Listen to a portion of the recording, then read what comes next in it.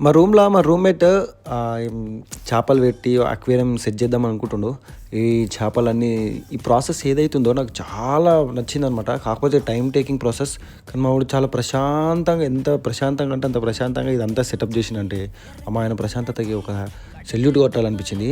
So, ఇదంతా set చేసి motor, water అవన్నీ ప్యూరిఫైయర్స్ అవన్నీ క్లీన్ చేసి ఒక్కొక్కటి చేసేసరికి దగ్గర దగ్గర 3 అవర్స్ అయిందనుకుంటా. మోర్ దెన్ 3 అవర్స్ అయిందనుకుంటా. దానికోసం మొత్తం సిక్ లీవ్ తీసుకుండు డ్యూటీకి పోకుండా మా రూమ్మేటు. సో, నాకు ఇది మొత్తం చూడండి ఇదంతా చూసినాక చేపలు పెట్టేసరికి చాలా అందంగా ఉంది మా రూమ్‌లో. ఒక పీస్‌ఫుల్ ఇదే వచ్చేసిందనమాట.